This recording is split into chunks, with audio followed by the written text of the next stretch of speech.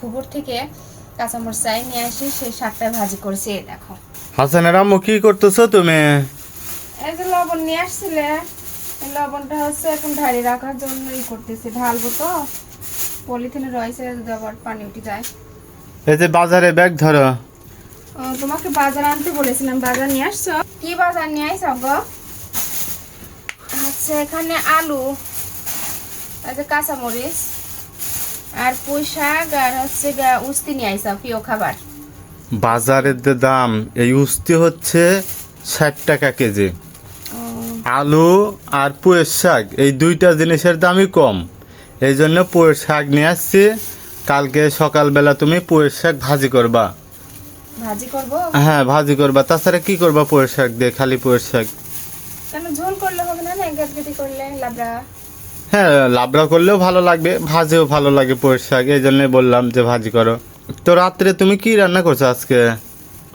আর বলো না, ঘরে কোনো তরকারি ছিল না বুঝছো, কাঁচা মরিচটাও ছিল না। তো সাত্তার ভাই আছে না, হ্যাঁ, সাত্তার ভাই হচ্ছে ওই সাজনি গাছের ডাল কাটেছে বউ, তো ওখান থেকে হচ্ছে কিছু পাতা নিয়ে আসলাম। আর কাঁচামরিচ হচ্ছে পুকুর থেকে কাঁচামরিচ চাই নিয়ে আসি, সেই শাকটা ভাজি করেছি। এই দেখো এখন তো সাজনির শাক আর সেরকম খাওয়াই হয় না, কারণ সাজনির গাছই তো নেই এখন মানুষের বাড়িতে। সাজনি শাক ভাজি করেছি। আর শুকনো মরিচ দেইনি, তোমার শুকনো মরিচ খাও না, এই জন্য দিইনি। আর ছেলেকে খাওয়াইছি, এখন তুমি খাবে আর আমি খাবো।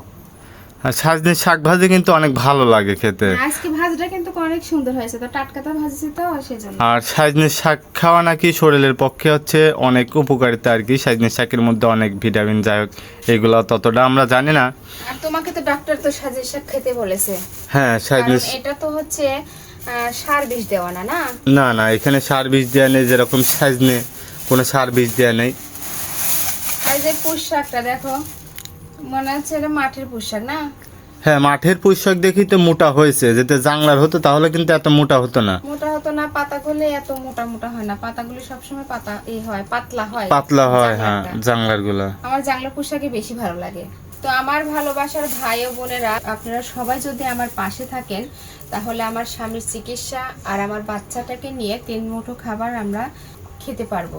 তো সবাই আমাদের ভিডিওগুলি লাইক শেয়ার করে অবশ্যই আমাদের পাশে থাকবেন।